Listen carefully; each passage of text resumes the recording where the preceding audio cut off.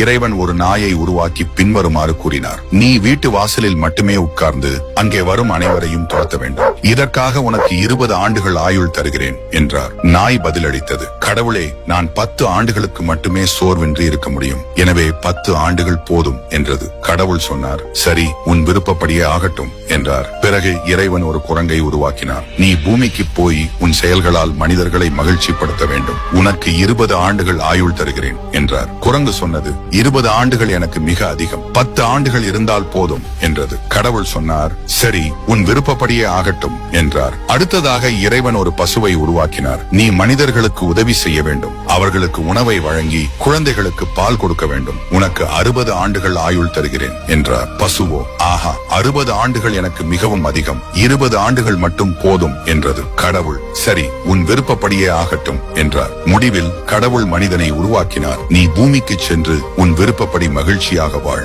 நன்றாக சாப்பிடு, காதலை அனுபவி, உனக்கு வேண்டியதை செய். உனக்கு 20 ஆண்டுகள் ஆயுள் தருகிறேன் என்றார். மனிதன் கேட்டான், 20 ஆண்டுகள் மட்டுமா? அது மிக குறைவு. பசுவின் மிச்சம் இருக்கும் 40 ஆண்டுகள், குரங்கின் 10 ஆண்டுகள், நாயின் 10 ஆண்டுகள் என எல்லாவற்றையும் எனக்கே கொடுத்து விடுங்கள். இறைவன் சிரித்துக் கொண்டே சொன்னார், சரி, உன் விருப்பப்படியே ஆகட்டும் என்றார். ஆனால் அங்கேதான் ஒரு சூட்சுமம் இருந்தது. முதல் 20 ஆண்டுகள் மனிதன் குழந்தையாய் விளையாடி மகிழ்ந்தான். அடுத்த 40 ஆண்டுகள் பசுவை போலவே குடும்பத்திற்காக கடினமாக உழைத்தான். அதற்கு பிறகு வந்த 10 ஆண்டுகள் குரங்கை போல தன் பேர பிள்ளைகளுடன் விளையாடினான். கடைசி 10 ஆண்டுகள் ஒரு நாயைப் போல வீட்டு வாசலில் அமர்ந்து கொண்டு வரும் போவோரை எல்லாம் குறை கூறிக்கொண்டே காலத்தை கழித்தான். இப்படித்தான் மனிதனின் வாழ்க்கை அமைந்தது. இந்த கதை பற்றிய உங்கள் கருத்தை பதிவிடுங்கள். இந்த வீடியோ பிடித்திருந்தால் மறக்காமல் ஒரு லைக்கையும் சப்ஸ்கிரைபையும் தட்டிவிடுங்கள்.